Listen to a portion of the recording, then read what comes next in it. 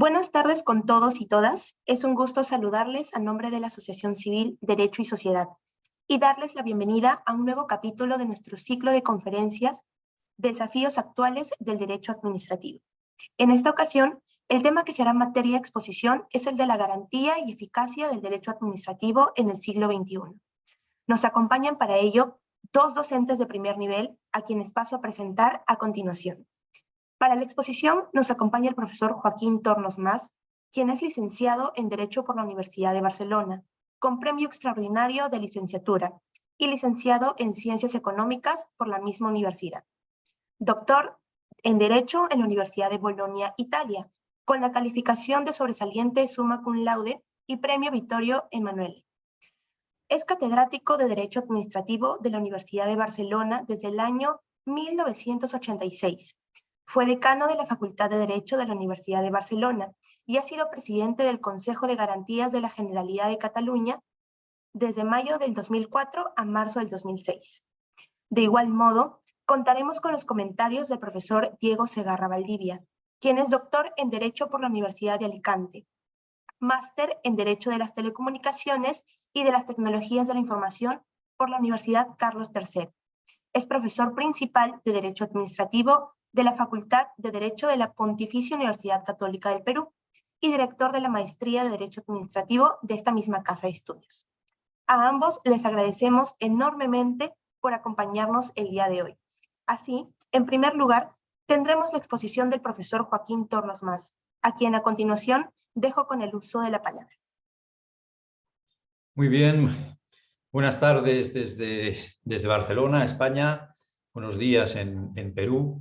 En primer lugar, permítanme que agradezca muy sinceramente la invitación que se me hizo para participar en este curso de conferencias, teniendo además la satisfacción de poder contar con la presencia de mi compañero y buen amigo Diego Segarra, que luego pues compartiremos, ¿no?, los comentarios que yo haga y también con todos ustedes, ¿no?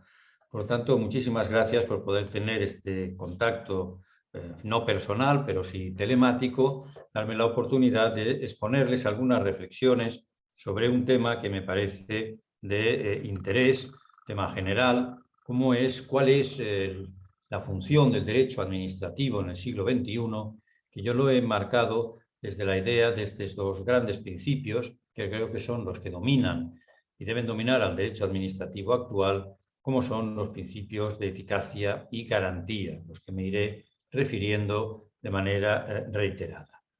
En primer lugar, permítanme que sitúe un poco esta reflexión en el origen histórico del derecho administrativo, porque el derecho administrativo es un derecho vinculado a la evolución del Estado y, por lo tanto, un derecho muy determinado por esa evolución histórica del Estado actual.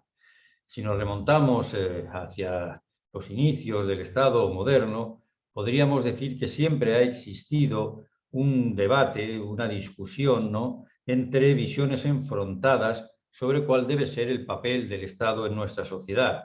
Desde el liberalismo radical, que podríamos entender reflejado en las posturas de Tocqueville, o en la defensa del papel del Estado, que surge sobre todo a partir de las construcciones de Hegel, ¿no?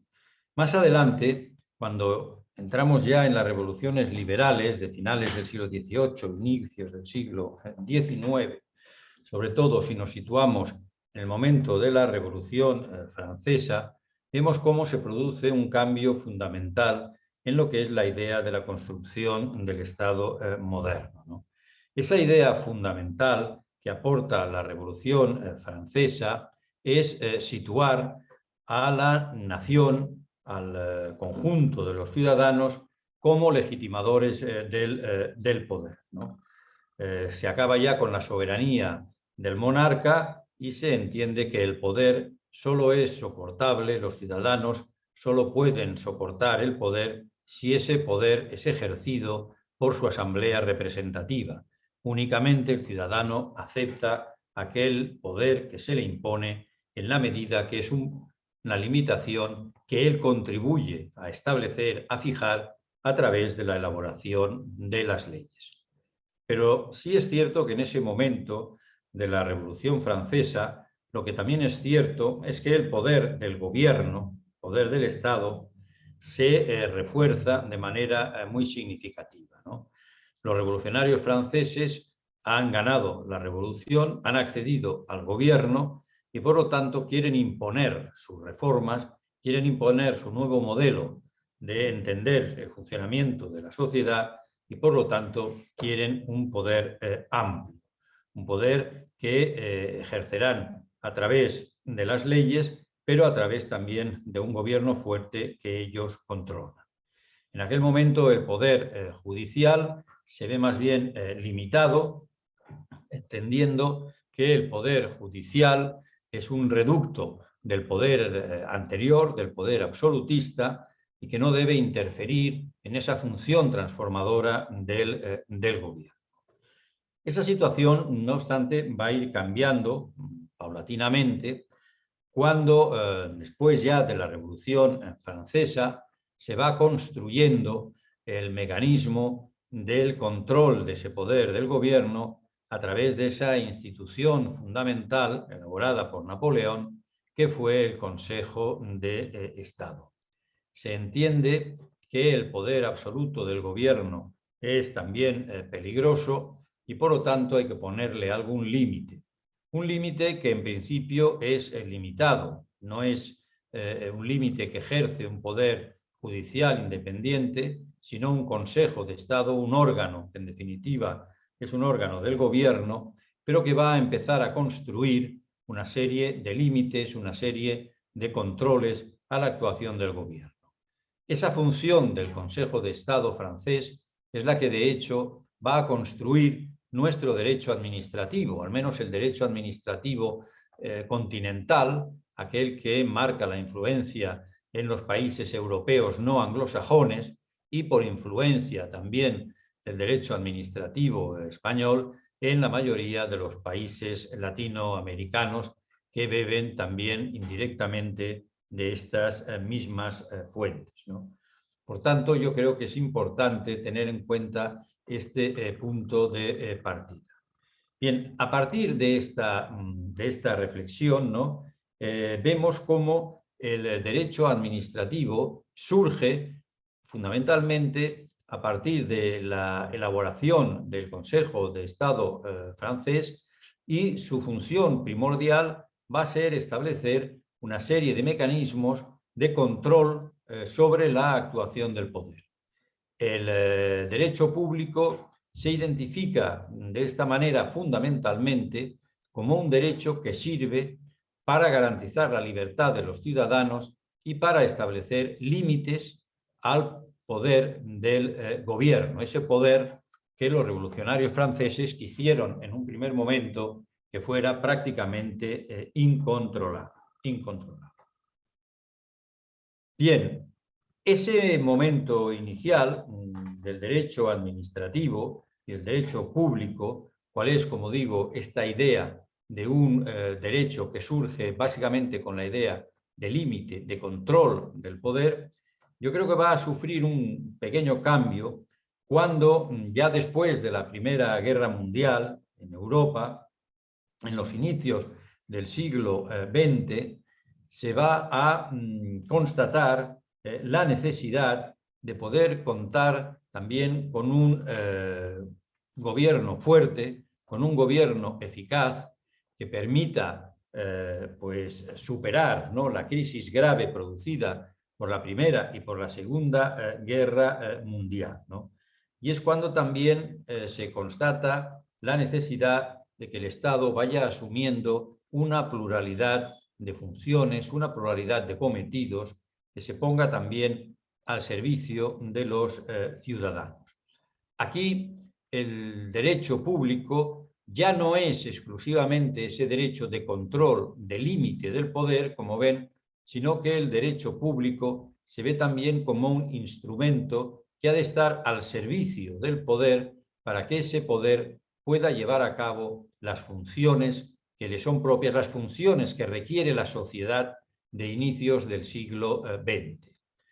Aparece aquí una noción, a mi modo de ver, fundamental en esta idea, que es la noción de servicio público, que elabora fundamentalmente Léon Duguit en Francia, que viene a decir, Léon Duguit, que la función del Estado no se legitima por el concepto de soberanía, que es un concepto abstracto, viene a decir, eso de la soberanía es algo que no se sabe muy bien qué es, ¿no? ¿Qué quiere decir poder soberano? Dice, el Estado ya no se puede legitimar por esa referencia a un poder abstracto, sino que el Estado se legitima por la prestación de servicios públicos, por la prestación de aquellos servicios que necesitan los ciudadanos para vivir en sociedad.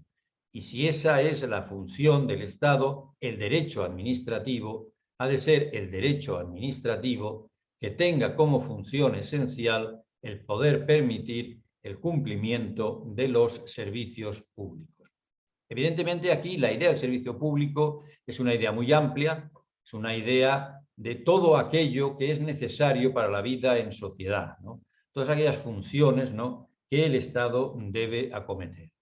Y es cierto que a partir, como digo, de mediados del siglo XIX, cuando se va desarrollando la nueva idea del Estado social y democrático de derecho, Estado social de derecho, se empieza a concebir la necesidad de contar con un derecho público que permita hacer realidad esa nueva función que se exige al Estado y en base a la cual éste se legitima ante sus ciudadanos.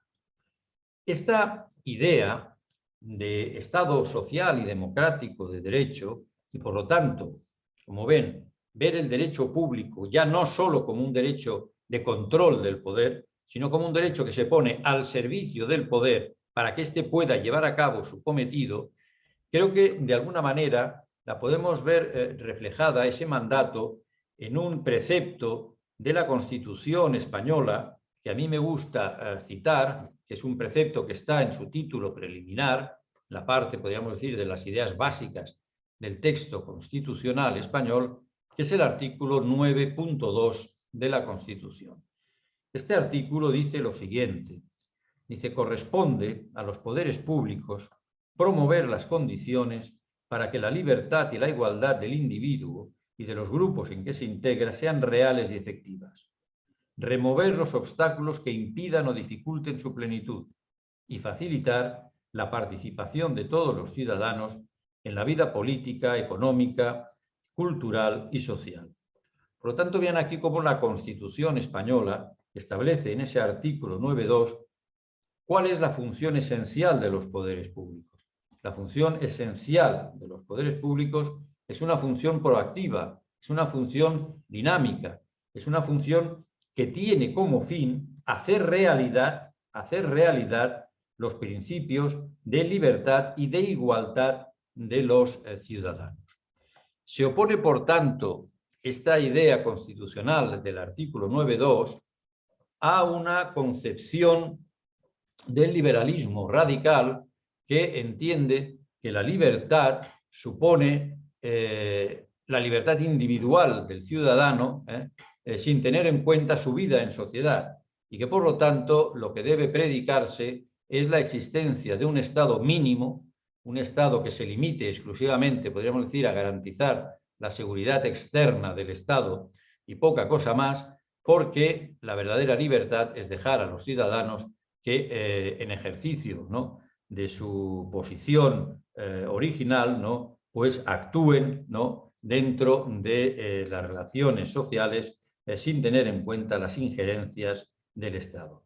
Frente a esa idea del Estado mínimo, del Estado liberal, la Constitución española creo que defiende la idea del Estado social como un Estado que sí debe intervenir, que sí debe estar presente, porque la igualdad de los individuos es una igualdad que debe ser real, que debe ser efectiva y que por lo tanto esa igualdad real, esa igualdad efectiva requiere unas prestaciones por parte de los poderes públicos que permitan que se viva realmente en esta situación de igualdad. Bueno, a partir de estos postulados muy generales que yo les he expuesto, como ven, nos encontramos como con dos polos, ¿no?, del derecho público, que yo creo que los dos son importantes. Hay que tener en cuenta ambos y han de actuar de manera equilibrada, ¿no? por un lado, la idea del derecho público como un derecho que sirve para proteger al ciudadano frente al poder del Estado, por lo tanto, un derecho en donde lo que priman son las garantías, pero al mismo tiempo un derecho que también debe ser un derecho que sirva al Estado para que pueda acometer esas funciones que la sociedad le exige. Ambas ideas, el derecho como garantía y el derecho como eficacia, son aquellas que deben coexistir. No hago yo, por tanto, una defensa de la eficacia, del principio de eficacia en el derecho administrativo como principio dominante que deba pasar por encima de las garantías, sino que la eficacia del derecho administrativo, la eficacia de la acción del gobierno, no puede olvidar la necesaria también defensa del ciudadano frente al poder público. Este es el equilibrio que debe buscar, a mi modo de ver, el derecho administrativo actual, el derecho administrativo del siglo XXI. Y sobre esto volveré al final con algunos ejemplos. Por lo tanto, como diría, derecho administrativo, por un lado, como garantía, por otro lado, derecho administrativo como un derecho de la eficacia. Veamos en primer lugar el derecho administrativo como garantías. También les voy a hacer un apunte histórico, ¿no? Seguramente la defensa del derecho administrativo fundamentalmente como un derecho de garantía, como un derecho de protección frente al poder, tiene más razón de ser en determinados momentos históricos en los que el poder carece de una verdadera legitimidad democrática. Les digo esto para referirme al caso español y voy a hacer una pequeña referencia ahora al caso español para que entiendan lo que quiero decir, ¿no? Cuando en el derecho administrativo español se defiende fundamentalmente en los años 60, 70, 80 el derecho como un límite del poder, es lógico que sea así la preocupación fundamental, porque en aquellos años el poder no era un poder democrático. Y por lo tanto, todo aquello que fuera luchar para defender la defensa de los ciudadanos frente al poder era la función principal que debía cometer el derecho administrativo. Así creo que se entiende la importancia que tuvo un trabajo fundamental del profesor García de Enterría, el gran maestro del derecho administrativo español, el fundador, podríamos decir, del derecho administrativo español y de ese derecho administrativo liberal, un trabajo que publica en 1962 que llevaba por título La lucha contra las inmunidades del poder. En 1962 fue fundamental y fue muy valiente por parte del profesor García de Enterría que dijera que el derecho administrativo tenía que acometer fundamentalmente la defensa del ciudadano frente a un poder que en 1960 en España era un poder dictatorial y que por lo tanto a través del derecho se podía reducir esa arbitrariedad del poder público estableciendo garantías a los ciudadanos. Esa fue una gran batalla de 1962 en adelante. El derecho administrativo como derecho fundamentalmente de control del poder. Claro, eso cambia cuando ya en un marco constitucional, en un marco en el que el gobierno ya no es ejercicio de un poder arbitrario y dictatorial, sino que el gobierno es el ejercicio de un poder democrático que es fruto de una elección democrática y que está sometido a una ley democrática, evidentemente, junto a la lucha para limitar al poder, situamos, como decía antes, la necesidad de que el derecho administrativo sea también un derecho útil a ese poder democrático, a ese poder al que le exigimos toda una serie de cometidos para hacer realidad el Estado social y democrático del derecho. Pero bueno, volvamos al punto donde me había quedado, donde decía, por un lado, las garantías, ¿no? Por un lado, las garantías. Bien, el derecho administrativo tiene algunos elementos fundamentales para establecer esa necesaria garantía del ciudadano frente al poder público. Y esas garantías son irrenunciables, ¿no? Esas garantías, fundamentalmente, son tres instituciones básicas del derecho administrativo, ¿no? Por un lado, el procedimiento, por otro lado, los recursos administrativos y jurisdiccionales, y por otro lado, la institución de la responsabilidad.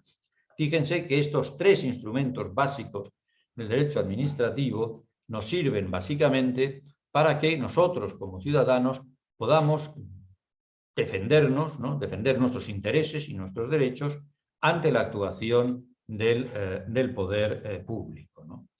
El procedimiento sirve, por tanto, para que cuando la Administración adopta una decisión administrativa, que además tiene la característica de que es una decisión que se presume válida y que tiene la fuerza ejecutiva, es decir, que la propia Administración puede imponer con sus mecanismos esa decisión sobre los ciudadanos, esa fuerza que reconocemos al acto administrativo, a la decisión administrativa, tiene la compensación de que esa decisión solo puede ser adoptada a través de un procedimiento administrativo en el que el ciudadano puede intervenir para hacer ver sus derechos, sus intereses, ya sea de manera individual o de manera colectiva, para conseguir que esa decisión administrativa no vulnere flagrantemente sus derechos y sus intereses. Y por otro lado, sirve también el procedimiento administrativo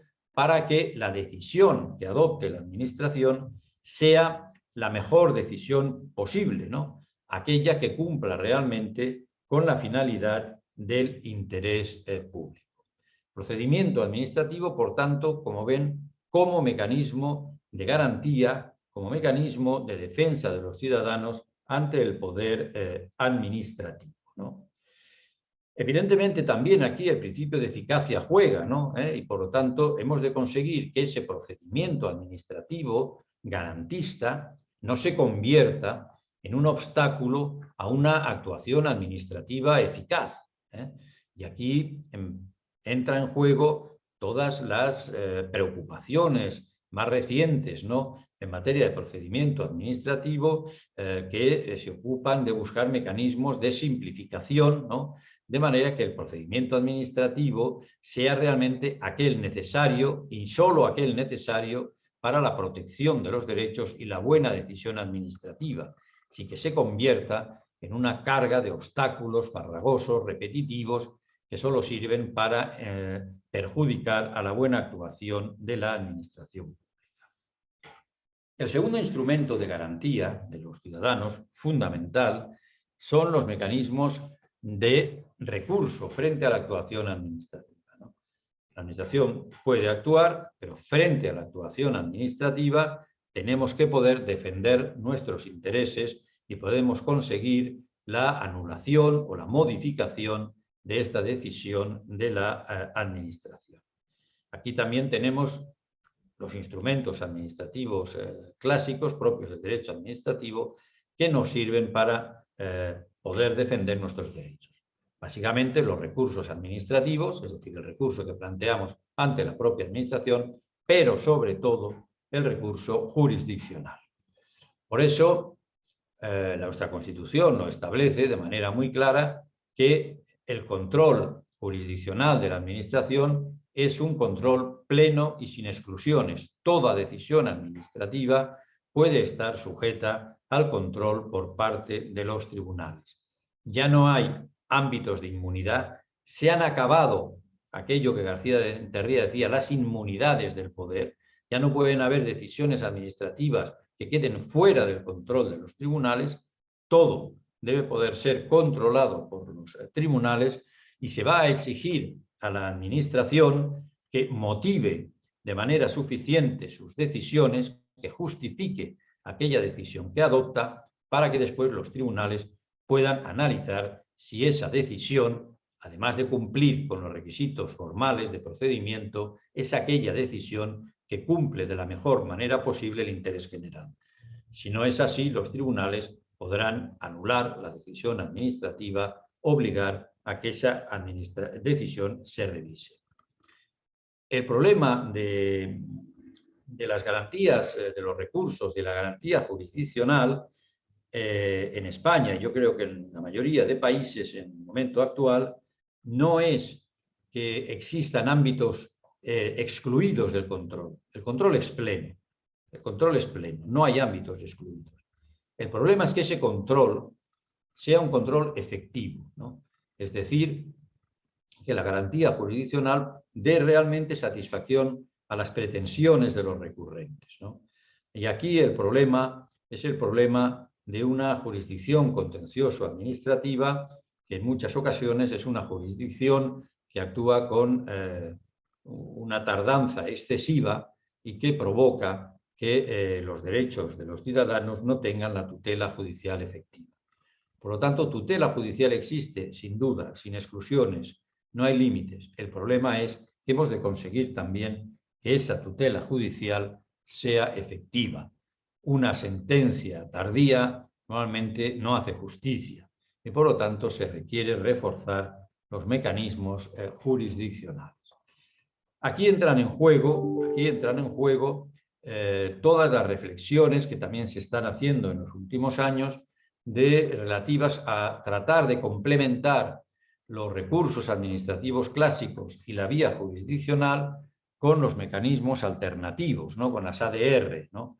Los mecanismos de Alternative Dispute Resolution, es decir, aquellas técnicas que permitan evitar litigios jurisdiccionales costosos y largos para dar a los ciudadanos la posibilidad de obtener a través de un procedimiento de conciliación, de mediación o de arbitraje una solución rápida y efectiva a las reclamaciones de tutela y de defensa de los derechos. Llama, por tanto, la atención a esa necesidad de complementar unos mecanismos que, vuelvo a repetir, existen formalmente, son correctos, ¿no? Nuestra ley de la jurisdicción contencioso administrativa es correcta. El problema es que, en fin, por la carga de trabajo y por los pocos medios de los que está dotada nuestra Administración de Justicia, muchas veces no hace justicia. Desarrollemos, por tanto, estos mecanismos alternativos.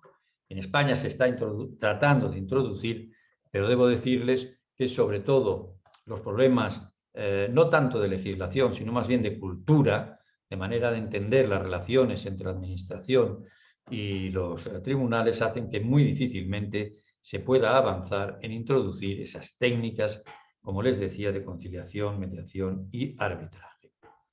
Y en tercer lugar, la otra tercera gran garantía que nos ofrece el derecho administrativo a los ciudadanos es la institución de la responsabilidad administrativa, ¿no?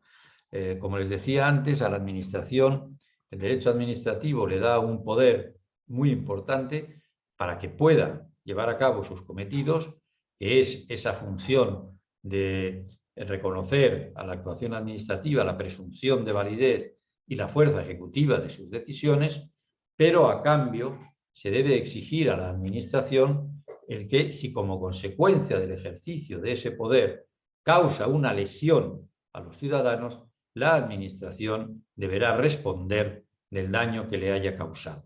Por lo tanto, que la Administración actúe, pero que la Administración responda si la Administración causa una lesión al ciudadano como consecuencia de su actuación. Esta institución de la responsabilidad está reconocida, por ejemplo, en la Constitución española como un derecho de los ciudadanos y está reconocida de la siguiente forma, ¿no? Dice la Constitución que la Administración debe responder por toda lesión que cause a los ciudadanos en sus derechos y en sus intereses. Aquí el concepto esencial es ese concepto de lesión, ¿no? ¿Qué significa lesión? ¿Cuándo se entiende que hay una lesión? Bueno, se entiende que hay una lesión cuando la Administración, con su actuación o con su no actuación, con su inactividad, causa al ciudadano un perjuicio que el ciudadano no tiene por qué soportar. Por lo tanto, que la Administración actúe, pero si la Administración, como consecuencia de esa actuación, causa al ciudadano un daño que ese ciudadano no tiene por qué soportar, la Administración estará obligada a responder del daño que le ha causado. Y esa lesión puede producirse incluso con una actuación correcta de la Administración pública. Por lo tanto, la responsabilidad administrativa tiene elementos también de responsabilidad objetiva, ¿no?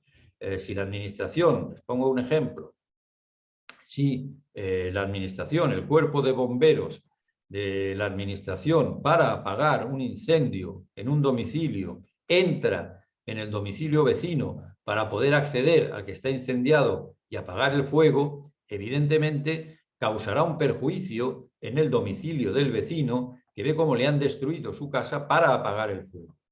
¿Ha actuado mal la administración al destruir el piso vecino? No, no ha actuado mal. La administración ha actuado correctamente, ha prestado el servicio correctamente de apagar el fuego, pero ha causado una lesión. ¿Por qué? Porque el vecino, el piso colindante, no tiene por qué soportar este daño. Por eso la sociedad acepta que en estos casos debemos responder frente a ese ciudadano perjudicado en beneficio del conjunto de la sociedad, en beneficio de que se presten los servicios públicos y, por lo tanto, le indemnizaremos. Bien, por lo tanto, como ven, tres instituciones fundamentales desde el punto de vista del derecho administrativo como un derecho de garantía: procedimiento, recursos y responsabilidad, con los problemas que tiene cada una de estas instituciones, que por lo tanto hay que trabajar para que cumplan con eficacia los mecanismos para los que están diseñados, que son mecanismos fundamentalmente de garantía. Pero, y ahí paso al segundo elemento, como les decía, el poder público también debe verse como un poder que sea eficaz. Los ciudadanos le exigimos cada vez más cosas a la administración. La administración está presente en nuestras vidas en todo momento, ¿no? Desde el momento del nacimiento, cuando nacemos en un hospital público, ¿no?, hasta cuando morimos y somos enterrados en un cementerio público, ¿no? Entre un momento y otro de nuestra vida, la administración siempre ha estado presente y siempre la necesitamos para que nos ayude a que podamos llevar una vida digna en sociedad, ¿no? Desde que nos preste servicios básicos, como son los servicios de agua, de alumbrado, de recogida de basuras, educación, asistencia social, que nos dé un buen servicio de transportes, que construya infraestructuras, todas estas cuestiones, la seguridad pública, todas esas funciones son funciones que damos a la administración pública, que le exigimos a la administración pública que las preste y que queremos que las preste con eficacia. Por ello, el derecho administrativo debe ser un derecho administrativo que también cumpla esa función, que la administración pueda llevar a cabo esos cometidos con eficacia. Y aquí nos aparece esta idea, ese principio, el principio de buena administración. Tenemos que tener una administración que no se limite al cumplimiento del principio de legalidad desde el punto de vista formal, ¿no? Yo he cumplido perfectamente el procedimiento. Bien, está muy bien, pero ¿ha conseguido usted la finalidad que se perseguía con ese procedimiento? ¿Ha prestado usted bien el servicio? ¿Ha construido usted bien el puente? ¿Ha cumplido usted con la protección de la seguridad de los ciudadanos? No basta, por tanto, con un cumplimiento meramente formal, ha de ser una administración que dé respuesta al reto de la buena administración. Y para ello necesitamos una administración fuerte, una administración potente. Desde esta perspectiva de contar con una administración fuerte y potente, yo les voy a enumerar una serie de elementos esenciales, estructurales del derecho administrativo, que son aquellos en los que creo que hay que poner atención desde esta perspectiva de la eficacia del derecho administrativo, ¿no? En primer lugar, la organización administrativa. La organización administrativa es fundamental para poder contar con una buena administración. El derecho administrativo, yo creo que debe volver la vista de manera importante a todos los principios de la organización administrativa. ¿Cómo estructuramos nuestro Estado? ¿Cómo establecemos la distribución de funciones y competencias entre los distintos niveles, entre el Estado, las regiones, comunidades autónomas, los entes locales? ¿Cómo organizamos el nivel regional? ¿Cómo organizamos el nivel local, ¿no?, para que pueda actuar correctamente? Aquí, junto al derecho administrativo, hemos de añadir, yo creo, también los principios más propios de la ciencia política, los principios más vinculados a la gobernanza, para preocuparnos por tener una buena gobernanza de nuestras instituciones, que les permita llevar a cabo de manera eficaz estos cometidos. Y junto a la organización administrativa, el elemento personal, el elemento del que se dotan las organizaciones. Hemos de contar con una buena función pública. Hemos de contar con una buena función pública, bien preparada, bien diseñada, que esté bien remunerada para que pueda acometer las funciones que se le reclaman y que se le requieren, ¿no? Tenemos que tener, por tanto, unos buenos funcionarios que puedan llevar a cabo tanto las funciones de planificación, de regulación, como las funciones de ejecución de todo aquello que encomendamos a la Administración. Por lo tanto, el derecho administrativo se ha de preocupar de manera, creo, muy importante de todos los aspectos relativos a la organización administrativa, ¿no? En segundo lugar, yo creo que otra reflexión muy importante que está muy presente en la actualidad en todos los debates del derecho administrativo es la necesidad de establecer un buen marco de colaboración público-privada. La administración pública, como decía, tiene cada vez más funciones encomendadas, ¿no? Y somos exigentes con la administración pública y hacemos bien en serlo, ¿no? Pero hemos de ser conscientes también que la administración pública en sí misma, con sus estructuras, no va a poder acometer todas esas funciones, y es bueno que no las acometa todas ellas, ¿no? Para ello puede acudir a mecanismos de colaboración público-privada, de manera que para llevar a cabo esas funciones la administración se apoye también en el sector privado, al que llama a colaborar con ella para el cometido de muchas funciones. La administración en muchas ocasiones no dispondrá de los recursos financieros necesarios para llevar a cabo grandes proyectos de infraestructuras. Bien, puede apoyarse en el sector privado, que sí puede acceder más fácilmente a la inversión y a través de contratos de concesión de obra pública contar con ese sector privado para que se lleven a cabo estos cometidos. Pero quiero llamar la atención que cuando hablamos de colaboración público-privada, en los términos que yo les expongo y que yo defiendo sin duda alguna, hemos de tener en cuenta que hablamos de colaboración público-privada. Por tanto, el privado es el que es llamado a colaborar con la administración. No es la administración la que se ponga al servicio del sector privado para que éste pueda llevar a cabo sus fines muy legítimos, que sus fines de beneficio económico exclusivamente, sino que es la administración la que llama al sector privado para que colabore con ella para llevar a cabo finalidades de interés general. Por lo tanto, cuando hay procesos de colaboración público-privada, es muy importante que esos procesos estén bien diseñados y que la administración acometa el control serio y riguroso de aquellas funciones que le ha encomendado al sector privado. Y para ello es necesario también, como apuntaba hace un momento, contar con funcionarios preparados para que puedan ejercer esa función de control y seguimiento de aquello que lleva a cabo el sector privado en beneficio del interés general. Tercera idea de la referencia a la importancia de lo público en la función del derecho administrativo. Piensen, por ejemplo, en la contratación pública, ¿no? Bueno, la contratación pública es un mecanismo en virtud del cual la administración se provee de obras, de servicios, de suministros para llevar a cabo funciones de interés de la administración. La contratación pública supone gastar cantidades ingentes de dinero público. Bueno, pues yo creo que es muy importante toda la ideología que se ha introducido en los últimos años vinculada a la idea de la contratación pública en lo que se llama la contratación estratégica. El derecho administrativo ahí ha hecho un esfuerzo que me parece interesante, llamando la atención en el sentido de decir, ya que gastamos tanto dinero en contratación pública, que la contratación pública no sirva exclusivamente para que la administración compre obras, servicios o suministros, sino que también, al mismo tiempo, pueda llevarse a cabo a través de la contratación pública funciones de interés general, como es llevar a cabo políticas sociales, como es llevar a cabo políticas medioambientales, como es llevar a cabo políticas de defensa de los derechos fundamentales. Eso es la contratación estratégica. Esa es esa idea del derecho público como el derecho también de la eficacia. Bien, para no alargarme tampoco demasiado, ¿no?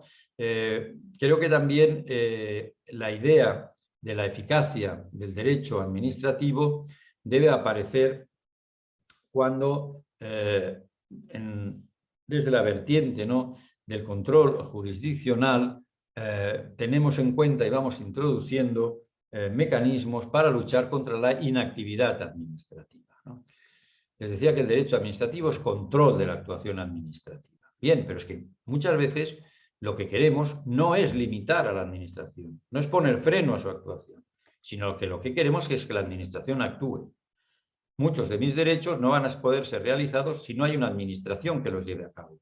Si la administración no me presta el servicio asistencial médico, yo lo que quiero es que la administración actúe. Si la administración no me da una plaza educativa para mi hijo, yo quiero que la administración actúe. Si la administración no cumple con la ley de dependencia y no lleva a cabo aquellas aportaciones para que mi madre, que es una persona que necesita la ayuda de alguien para vivir en su domicilio, y la administración no se lo da, yo lo que quiero es que la administración actúe. Bien, por lo tanto, aquí nos aparece, ¿no?, esa visión del derecho administrativo de la eficacia como un derecho que ha de conseguir la actuación de la administración. Y para ello es necesario fortalecer en sede jurisdiccional los derechos frente a la inactividad administrativa. El proceso contencioso administrativo es fundamentalmente un proceso de control de la actuación administrativa, de anular actos administrativos. Pero yo creo que hay otro derecho jurisdiccional muy importante, que es el derecho de conseguir que a través del Poder Judicial se impongan a la Administración sentencias de condena que le obliguen a llevar a cabo aquellas actuaciones a las que está obligada y que no las lleva a cabo o que no las lleva a cabo de manera correcta, ¿no?, o de manera suficientemente convincente. Por lo tanto, el recurso por inactividad es una manifestación más de ese derecho administrativo de la eficacia a la que yo hacía referencia. Bueno, y acabo ya con dos reflexiones finales, ¿no? Con dos reflexiones finales muy vinculadas a esta idea, a esta preocupación que siento y que quiero transmitirles un poco de ver el derecho administrativo como un derecho administrativo que, junto a controlar al poder, ha de ser un derecho administrativo eficaz. Una primera reflexión, ¿no? Hemos vivido una situación extraordinariamente grave, ¿cuál ha sido la pandemia de COVID-19, ¿no?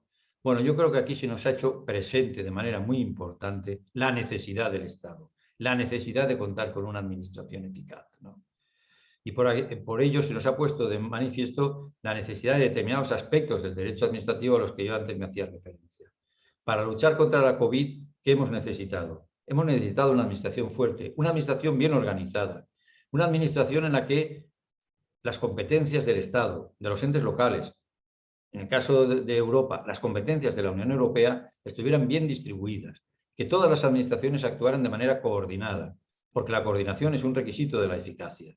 Y por lo tanto, el derecho de la organización se ha puesto en primer plano. Y de la misma manera nos ha aparecido la necesidad de contar con funcionarios capaces, competentes, que fueran aquellos que lideraran los procesos de lucha contra la COVID.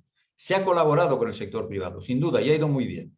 Las vacunas las han hecho los laboratorios privados, pero era necesaria una administración potente que comprara esas vacunas, que las distribuyera, que las hiciera llegar a los ciudadanos, que impusiera límites a los ciudadanos en su conducta para proteger el bien común, que obligara a llevar mascarilla, que impidiera en determinados momentos la libertad de movimiento. Por tanto, un derecho administrativo fuerte, potente, ha sido necesario e imprescindible para la lucha contra la COVID.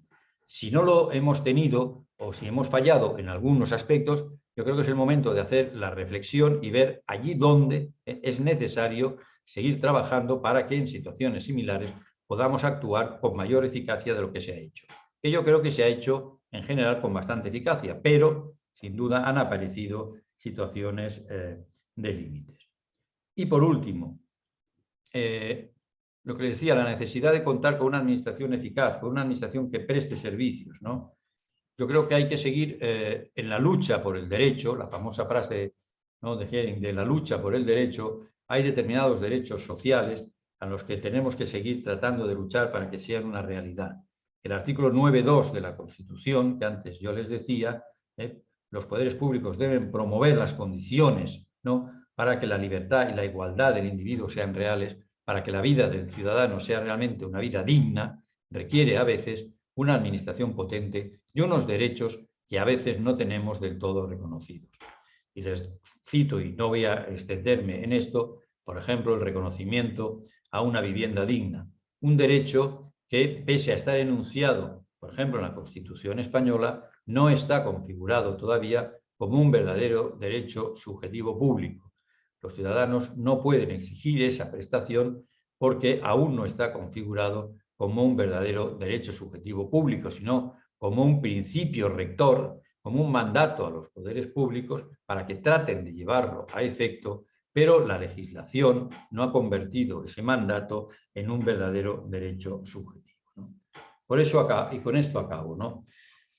Todas esas reflexiones, debo decirles que están motivadas fundamentalmente, en mi caso, por una preocupación que siento y que les quiero transmitir. Yo vivo preocupado en estos últimos años porque veo cómo se está desarrollando en muchos estados, y en algunos de ellos con fuerza, esta filosofía liberal radical que defiende el Estado mínimo, que dice que el verdadero problema para los ciudadanos es la existencia del Estado, es la existencia del gobierno, al que acusan de ser el que limita sus libertades, el liberticida, ¿no? Y que por lo tanto, cuanto menos Estado haya, cuanto menos administración exista, mejor, porque los ciudadanos podrán ejercer de manera plena y amplia y absoluta su libertad, ¿no?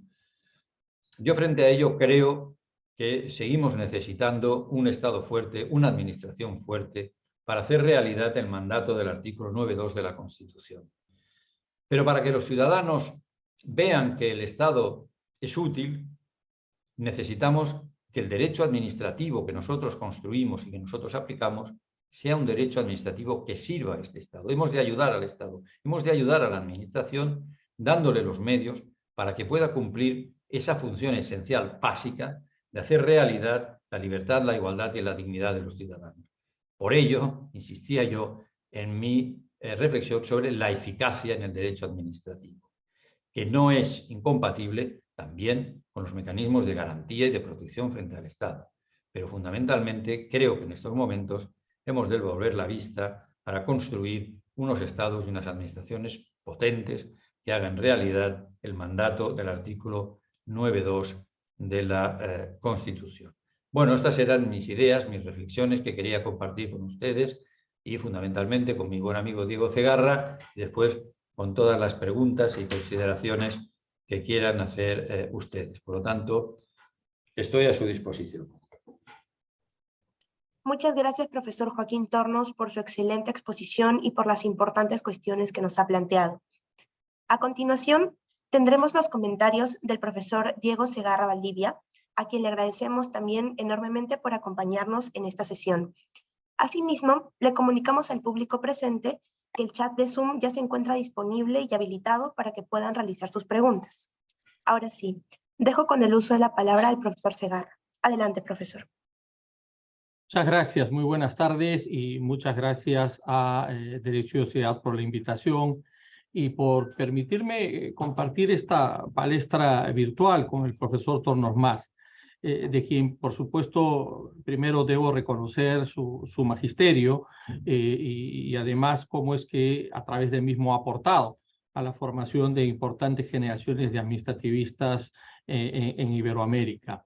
Los trabajos del profesor Tornos Mas nos permiten tener una aproximación a ese discurso que en 45 minutos ha apretado y nos ha permitido identificar sus principales reflexiones en torno a lo que es la configuración del derecho administrativo y ese derrotero de la construcción del Estado, que muy bien ha desarrollado y explicado de cara a lo que es el ejercicio del poder y las relaciones que el Estado tiene con los ciudadanos y con los administrados. La verdad es que cuando reviso yo los artículos, los trabajos publicados en cada uno de ellos refleja algunos de estos aspectos que durante estos 45 minutos nos ha explicado el profesor Tornos Mas con ese magisterio y con esa excelencia que todos hemos escuchado.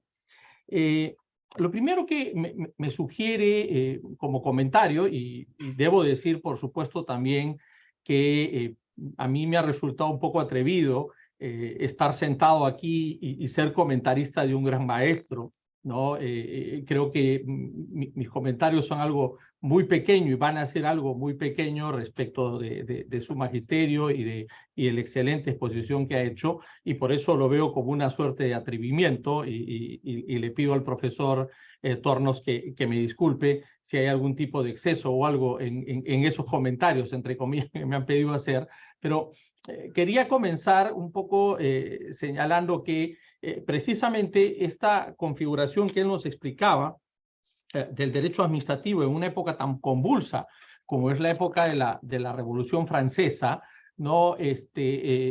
Generó, ¿no?, a un gobierno muy fuerte y un gobierno que tenía que materializar, ¿no?, las ideas básicas de los revolucionarios, aunque no exentos precisamente de muchos excesos, ¿no? Recordemos la época del Comité de Salvación Pública que presidía Robespierre, y en donde en esos pasajes tan conocidos, por ejemplo, de la relación entre Robespierre y Danton, se ve cómo finalmente lleva incluso a su gran amigo y también, por qué no decirlo, rival, lo lleva a la guillotina, sobre todo sojuzgando el poder de los jueces, ¿no? O sea, hay unos pasajes muy interesantes de esa relación entre uno y otro, en donde, no obstante, se hablaba de la libertad, de la igualdad, de la solidaridad, pero a un costo altísimo, como fue incluso el de llevar a la guillotina a Danton, ¿no? No porque era un personaje muy querido, sino porque además había sido parte del proceso revolucionario y lamentablemente a través de una actuación arbitraria y sin ningún debido proceso fue llevado a la guillotina. Entonces, ese gran costo social por materializar las ideas de la revolución, como también muy bien explicó el profesor Tornos, fue poco a poco siendo limitado por la configuración magistral, creo, de el Consejo de Estado francés, ¿no? Que claro, que en su momento, como bien lo dijo él, el Consejo de Estado francés hizo el derecho administrativo. Hizo el derecho administrativo para limitar el ejercicio de ese poder y devolverle eso que el profesor muy bien ha llamado poco a poco y gradualmente ese equilibrio, ¿no?, entre el ejercicio del poder y las garantías del ciudadano, ¿no? Y claro, vemos cómo es que con el paso del tiempo y sobre todo esa referencia tan interesante que nos hace a la Europa posterior a la Primera Guerra Mundial, la Europa de la República de Weimar, ¿no? Y en América Latina de la Constitución de Querétaro, en donde empieza a identificarse una nueva posición del Estado, que ya no va a ser solamente ese Estado gendarme, ese Estado policía, ¿no?, que era el Estado que de alguna manera delimitaba la seguridad interna y dejaba hacer pues que la economía y el liberalismo desarrollaran la primera y la segunda revolución industrial, sino que se enfocara al mismo, como él bien señaló, gracias a la emergencia del concepto del service public, ¿no?, por Duguid y también en controversia con el maestro Oriu, ¿no?, que permitieron establecer que la legitimación del Estado no solamente estaba basada en el pouvoir, en el poder, ¿no?, y en la soberanía, como lo había dicho Oriu, sino que principalmente la legitimidad venía de la prestación de servicios y la satisfacción de las necesidades básicas, ¿no? Recordemos que estamos en una época en la cual, ¿no?, había mucha limitación o mucha restricción precisamente para el acceso a prestaciones básicas que van desde la salud, la educación, la provisión de recursos de salubridad y todos aquellos aspectos, digamos, indispensables para tener una mejor calidad de vida, ¿no? Piensen ustedes en el escenario de los cuentos de Dickens, que muy bien reflejan, ¿no?, cómo es que la emergencia de la revolución industrial y el desarrollo de las ciudades creaba cinturones de pobreza, ¿no?, que al final redundaban en los grupos de la sociedad más pobres, en obreros, ¿no?, en gente que había incluso llegado del campo, que estaba empobrecido para ser parte de esa fuerza laboral. Entonces, en los últimos años del siglo XVIII empieza a emerger en la Escuela de Burdeos la teoría del servicio público, que luego empieza a configurarse o reconfigurarse en una posición del Estado ya más fortalecido con el desarrollo y con la prestación de una serie de servicios. La legitimidad, como dice muy bien el profesor Tornos, empieza a sustentar el papel de un Estado fuerte a través de un Estado prestador, ¿no? Entonces, cuando él nos comenta esta evolución a comienzos del siglo pasado, yo lo que quiero hacer es una suerte paralelo de lo que pasó en el Perú, ¿no? Para nosotros también, de alguna manera, ¿no?, este Estado prestador empieza a desarrollarse, pero probablemente con 40 o 50 años de diferencia, ¿no? Nosotros, de alguna manera, empezamos como Estado a asumir un rol prestacional recién a partir de la década de los 50 o los 60, ¿no?, cuando el Estado empieza a involucrarse más en las actividades prestacionales. En Europa, en cambio, como bien explicó el profesor Tornos, es un fenómeno que surge a partir de la debacle en la Primera Guerra Mundial, y en donde precisamente quienes más hicieron que el rol del Estado se viera reflejado en prestaciones fueron los alemanes, a través de lo que denominaban la procura existencial, muy bien desarrollada y explicada por Forsskopf, ¿no?, en donde todos sabemos que se buscó tener un Estado que soporte y garantice la prestación de aquellas necesidades básicas, ¿no? Claro, sabemos todos que el nacionalsocialismo llevó estos por otros derroteros de un esquema de dominación totalmente equivocados, pero digamos que la idea básica de un Estado que satisfaga esas necesidades es algo que fue trascendiendo y fue reconfigurando el derecho administrativo, ¿no? Y el derecho administrativo de un poder público prestacional, en donde, claro, lo que a uno lógicamente le preocupa, y eso de alguna manera generó las crisis del servicio público, fue que, un poco siguiendo el famoso esquema del enfant terrible de la Escuela de Burdeos, que era Yes, ¿no?, se había tratado de explicar el derecho administrativo desde el servicio público, es decir, era la piedra angular, ¿no es cierto?, del derecho administrativo. Lógicamente, eso generó crisis y una suerte de reacción respecto de la figura del servicio público, ¿no? Y lo que creo es que esas crisis hicieron de alguna manera bien a un concepto que se había extendido tanto, que había empezado a tocar ya, digamos, actividades en donde propiamente eran más eficientes los privados. Y de hecho, eso hizo que de alguna manera surgieran las figuras de colaboración a los cuales ha hecho referencia el profesor Tornos. Me refiero a la figura de la concesión administrativa y luego, por supuesto, todos los mecanismos de contratación a los que ha hecho referencia también el profesor Tornos. Entonces, creo que este esquema de configuración del derecho administrativo es un derecho, por un lado, garantista, pero por otro lado, es un derecho en el que además se aseguraba una actuación prestacional del Estado, fueron poco a poco, ¿no?, y haciendo que esta disciplina tome, ¿no es cierto?, la importancia que hoy en día tiene, ¿no? Y luego, por tanto, el profesor Tornos en su explicación ya empieza a desarrollarnos estos dos polos del derecho público y en concreto que pueden interesarnos directamente, ¿no?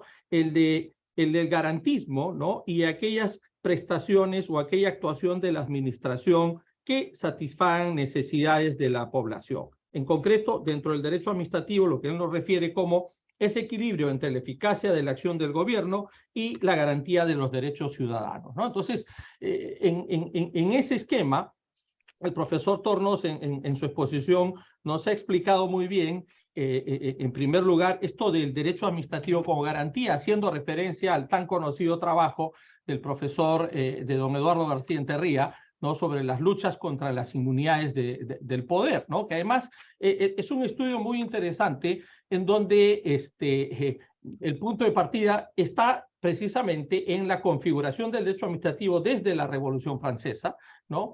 Y llegando a una situación en la cual se trataba de explicar que necesariamente tenía que haber un Estado de Derecho, a pesar de que en España en su momento existía una dictadura, ¿no? O sea, yo creo que de alguna manera lo que procuró él es explicar que era necesario que subyaga un Estado de Derecho para que pudieran haber existido estas garantías. Lógicamente, él de alguna manera estaba insurgiendo contra lo que era en ese momento la dictadura. Él estaba de alguna manera señalando o reclamando por qué era necesario configurar, ¿no? Un Estado de Derecho democrático, ¿no es cierto? Y que es al final lo que se consigue con la Constitución del 78. Ahora, curiosamente, ¿no? El gran libro sobre la Constitución española que se escribió fueron los comentarios a la Constitución española, que fue el libro homenaje al profesor García Enterría, y que no se lo han hecho a ningún constitucionalista, ¿no? O sea,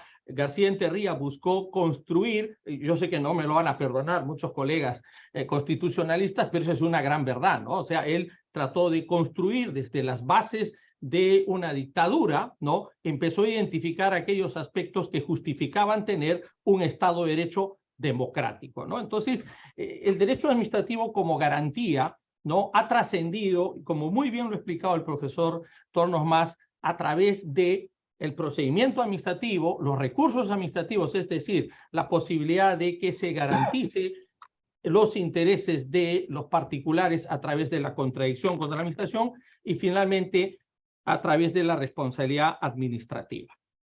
¿Qué tengo que decir sobre el tema del procedimiento administrativo? Para hacer un paralelo, en nuestro país es una norma que llegó solamente hace 21 años. Nosotros en el año 2001 es que dimos nuestra primera ley de procedimiento administrativo. Hasta antes de eso, nosotros tuvimos un reglamento de normas generales de procedimientos administrativos, ¿no? A partir de ello, configuramos todo un esquema garantista en nuestra ley de procedimiento. Por supuesto, España, con la ley 30 del 92, que fue nuestro antecedente y nuestro punto de referencia, y luego comentaré sobre el tema de las reformas, que en su discurso de despedida, en su última lección de despedida, el profesor Tornos Mas reclamaba un poco que se había excluido a los administrativistas de participar en la reforma de la 3092, pero lo que tengo que decir es que esa es una norma de la cual nosotros bebimos y que nos permitió precisamente generar esas garantías respecto de la manera en que la administración tomaba decisiones, porque finalmente estamos hablando de un cauce formal, en donde tienen que estar involucradas una serie de garantías para limitar, ¿no?, las posibles conductas arbitrarias de la administración. Ojo, no que la administración no ejerza discrecionalidad, sino que la administración no sea arbitraria, ¿no? Y claro, dentro de eso, el mecanismo de los recursos administrativos es muy importante, o de la capacidad del administrado de, en sede administrativa, buscar una contradicción y luego, si es que no obtiene una satisfacción, irse al contencioso administrativo. Sobre eso, profesor, contarle que en nuestro país, por ejemplo, nosotros no tenemos una jurisdicción contencioso administrativa, tenemos juzgados de lo contencioso administrativo, tenemos una ley del contencioso administrativo, pero en tiempos actuales la jurisprudencia que se emite no es una jurisprudencia de referencia para lo que es el desarrollo del derecho administrativo. Lamentablemente nuestros jueces, a pesar de que tienen un esquema de plena jurisdicción, nuestra norma es una norma que ha cumplido este año 20 años, es decir, un año menos que la ley de procedimiento administrativo, es una norma muy moderna, no es la típica norma al acto o la norma de nulidad, sino es una norma de plena jurisdicción sobre todas las actuaciones de la administración, incluida, por ejemplo, el tema de la actividad de la administración, que es otra de las pretensiones que se pueden formular. Pero lamentablemente no se ha desarrollado jurisprudencialmente todo aquello que se esperaba, por lo cual en el ámbito administrativo peruano ¿no? Quienes, además de ser profesores, trabajamos profesionalmente, un poco siguiendo los pasos suyos, profesor Tornos, ¿no? Hemos visto cómo es que tenemos que trabajar mucho y de manera muy ceñida con la administración pública y emplearnos muy a fondo a través de nuestros recursos de alzada o de reconsideración, que nosotros le llamamos apelación y reconciliación, ustedes le llaman recurso de alzada, ¿no? Que es la apelación nuestra, para que en sede administrativa podamos obtener los resultados, digamos, que favorezcan a la posición del administrado. Incluso lo que ha pasado en América Latina y en concreto en el Perú es que se han creado órganos colegiados resolutorios a los cuales les hemos llamado tribunales administrativos, que se han desarrollado en los últimos 20 o 25 años. Ha habido un desarrollo importante y que han empezado primero en el ámbito del ámbito administrativo económico, es decir, por ejemplo, los ámbitos regulatorios, en el ámbito de los gobiernos, en el ámbito de las actividades económicas reguladas, como las telecomunicaciones, la electricidad, y luego se han ido extendiendo. ¿Por qué? Por lo que se ha querido es tener decisiones especializadas, que lamentablemente no se obtienen a nivel de la judicatura. No tenemos jueces contenciosos con la especialización suficiente para resolver este tema. Y lógicamente aquí entra un aspecto interesante que conversamos el viernes pasado con el profesor Gianluca Gardini, que ha estado en el Perú la semana pasada. Estuvimos hablando sobre el tema de la discrecionalidad y el control judicial de la discrecionalidad administrativa y técnica, y poníamos un poco nosotros reparos respecto de cómo es que se está mal utilizando todo el concepto de deferencia por parte de los jueces a la administración pública y no se está generando una verdadera tutela judicial, sobre todo cuando se tienen los elementos para hacer plena jurisdicción, ¿no? Máxime si se produce una inactividad de la administración pública.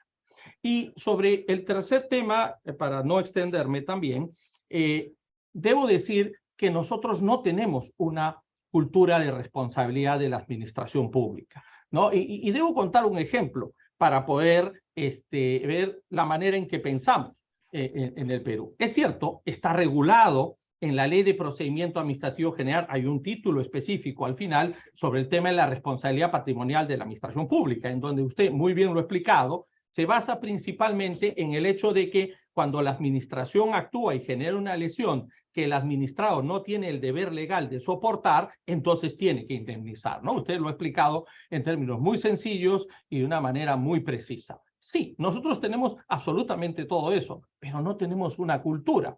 Y voy a contar por qué. Hace muchos años llevaba a mi hijo menor a terapias con mi esposa en un distrito que tiene muchos parques, que se llama, es un distrito de San Borja en el Perú. Estacionamos el vehículo, bajamos los dos para recoger a mi hijo y nos cae la rama de un árbol muy grande y parte toda la capota y la luna delantera del vehículo. Bueno, vino el servicio de serenazgo, que es un servicio de vigilancia de la municipalidad, miró, tomó nota y todo eso. Yo lo primero que tuve que hacer es llamar al seguro, ir a la comisaría a hacer una denuncia para que el seguro me pagara el vehículo, pero nunca se me ocurrió ir a reclamarle a la municipalidad. Y la municipalidad nunca me envió ni una carta, ninguna comunicación, ¿no? Entonces, lamentablemente, que es un administrativista, ¿no? Y además que es abogado, jamás cruzó la línea de ir a reclamarle a la administración que lo indemnicen por un daño que no tenía o que no estaba obligado a soportar porque había, ¿no es cierto?, una falta de cuidado en el ornato y en el podado de los árboles de esa zona, porque claro, lo menos grave fue el tema del vehículo. Pudo haber causado algún daño humano o algún daño personal o un daño de la salud mío, el de mi esposa o de cualquiera que estaba transitando por ahí. Entonces, como le digo, en una sociedad en la cual no hay una cultura sobre la responsabilidad, la administración pública, muchas veces cuando se generan escándalos televisivos, es cuando recién reacciona y claro, a veces utiliza al servidor como una especie de tonto útil. Las autoridades de mayor grado no son las que asumen las responsabilidades y lo que hacen es repetir contra esta persona y dejar los asuntos, digamos, cerrados, ¿no? Entonces, sí tenemos dentro de esos aspectos diferencias importantes que también nos generan preocupaciones, profesor Tornos, porque Si es que esos aspectos que funcionan como pilares no están adecuadamente articulados o cimentados, menos lógicamente va a funcionar como lamentablemente es la organización administrativa, por un lado, la función pública y a veces el marco y también el marco de colaboración público-privada, ¿no? Lamentablemente en el Perú, no obstante, la Constitución dice que el Perú es un país unitario, descentralizado, ¿no? Y además donde hay un orden de gobierno central, gobiernos regionales y gobiernos locales. Nosotros tenemos un periodo de centralización trunco, en donde si bien es cierto tenemos regiones, no se les han transferido, ¿no?, todas aquellas competencias en distintos ámbitos, el Estado ha retenido muchas de ellas, ¿no? Siguen existiendo entes de la administración pública, ministeriales, que copan la mayoría de competencias que podrían desarrollar los gobiernos locales o gobiernos regionales, perdón. Solamente se les ha dado en determinados ámbitos y la mayoría está desconcentrado, ¿no? Hay fundamentalmente una desconcentración, con lo cual los mecanismos de coordinación administrativa no son los mejores. Y, por ejemplo, y pongo un ejemplo, en el Perú, por ejemplo, no hay un desarrollo notable de lo que es la ordenación del territorio, porque precisamente no funcionan los mecanismos de coordinación. Si no hay coordinación, no hay ordenación territorial, ¿no? Recién en los últimos años ha estado habiendo una pequeña preocupación en relación a ese tema, pero es algo que hay que trabajar mucho más, ¿no? Y lo mismo sucede con el tema de la función pública. Estamos en una situación lamentablemente de crisis. Como usted bien ha dicho, si es que la administración pública no sigue un orden de meritocracia, no está bien pagada, no promueve que las personas tengan un crecimiento, entonces es muy difícil que tomen buenas decisiones y que tomen decisiones eficaces, ¿no? ¿Cuál es el escenario que tenemos nosotros? El escenario que tenemos nosotros es un escenario en donde además el funcionario tiene dos espadas de Damocles por encima, ¿no? Una que es la espada de Damocles de la responsabilidad disciplinaria, y la otra es la que le pone la Contraloría General de la República, ¿no? Entonces, ¿qué hace? Genera inmovilismo en el funcionario. Hace unas semanas salieron las cifras de cuál era el nivel de ejecución del presupuesto general de la República para este año y estaba en 50%. Y estamos en el mes de noviembre, ¿no? Entonces, mucho de eso tiene que ver con la falta de capacidad técnica, es cierto, pero también con el hecho de que muchos funcionarios, o que no son de carrera, o que son nombrados directamente y que no tienen un esquema meritocrático, no quieren tomar decisiones, no les interesa asumir mayores responsabilidades, y eso lógicamente redunda en algo que usted ha explicitado y expuesto muy bien, es en generar una conducta de